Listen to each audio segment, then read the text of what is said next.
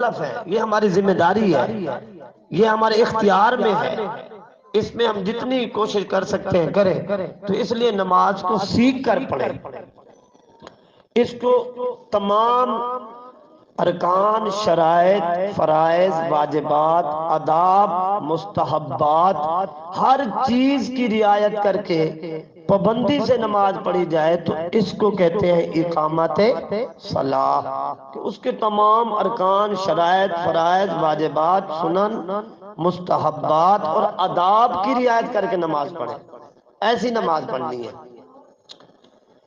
تیسرا مضمون ہے انفاق، خرچ کرنا۔ تو زکوٰۃ کا الگ لفظ آیا قرآن پاک میں، صدقے کا الگ لفظ آیا ہے، اور ایک لفظ آیا خرچ کرنا، انفاق۔ تو زکوٰۃ کا معنی زکوٰۃ دینا، صدقے کا معنی صدقہ کرنا، اور انفاق کا معنی ہے خرچ کرنا۔ جون سا موقع بھی آئے خرچ کرنے کا، اس کے اوپر خرچ کرنا، یہ انفاق کہلاتا ہے۔ اور یہ رمضان المبارک کا موقع بڑا اہم موقع ہے خرچ کرنے کا۔ چنانچہ نبی کریم صلی اللہ علیہ وآلہ وسلم عام حالات میں بھی بڑی سخاوت اور فیاضی کا مظاہرہ فرماتے تھے۔ رمضان المبارک میں تو علماء نے لکھا ہے، بلکہ بخاری شریف کی حدیث میں ہے کہ آپ کی سخاوت تیز ہوا سے بھی زیادہ ہو جاتی تھی۔ جیسے تیز ہوا سب کو پہنچتی ہے تو آپ صلی اللہ علیہ وآلہ وسلم کی سخاوت سب کو پہنچتی تھی۔ اور تیسری صفت ہے، چوتھی صفت ایمان بالکتاب، اور پانچویں صفت ہے یقین بالآخرہ، آخرت کا یقین رکھنا۔ تو ہم آخرت کو مانتے تو ہیں لیکن اس کو ہم دھیان میں لے آئیں، استحضار پیدا کریں، یقین کریں، اس بات کو سمجھیں۔ تین عقائد ہمارے بنیادی ہیں، توحید، رسالت اور آخرت۔ علماء نے لکھا کہ ان تینوں میں بھی آخرت کا عقیدہ سب سے زیادہ بنیادی عقیدہ ہے۔ اس کی وجہ یہ ہے کہ توحید کو وہی مانے گا یا وہ مانے گی جس کو پتا ہو کہ میں نے قیامت کے دن توحید کے بارے میں جواب دینا ہے۔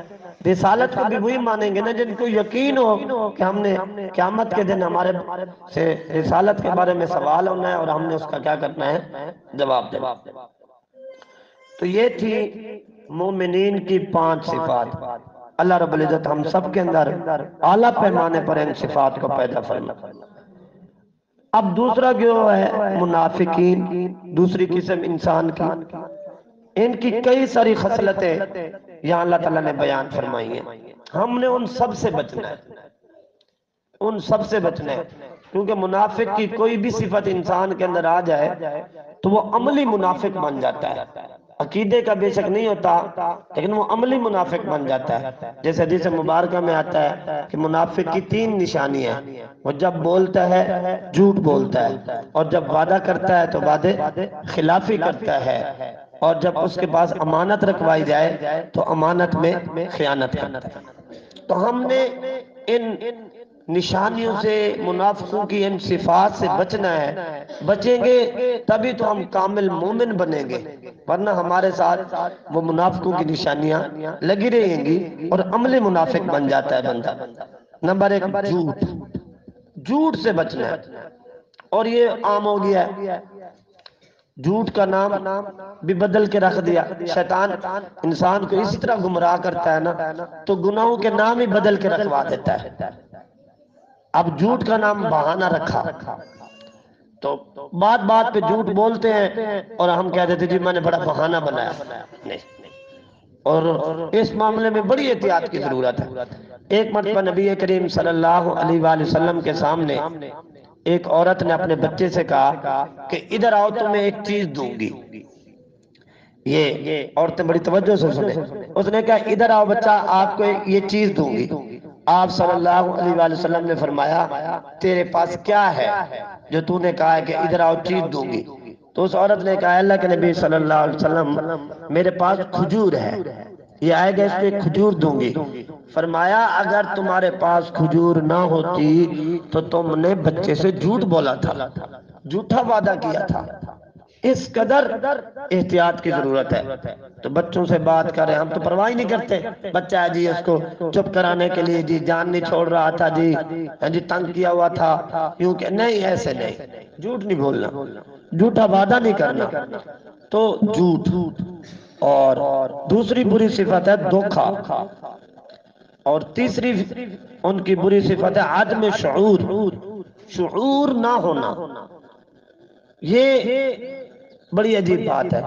آپ رمضان المبارک میں ان قیمتی لمحات میں اور اس قیمتی مجلس میں جو آپ تشریف لائی ہیں اور بھرپور شرکت بنائیں اور اس کو بڑھائیں، اور یہ آپ کو اس سے دین کا شعور آئے گا۔ سب سے بڑا مسئلہ تو یہی ہے نا کہ دین کا شعور ہی نہ ہونا، دین کی سمجھ ہی نہ ہونا، تو عدم شعور یہ چیز ہے، سب سے بڑی رکاوٹ ہوتی ہے انسان کے دین پر عمل کرنے میں۔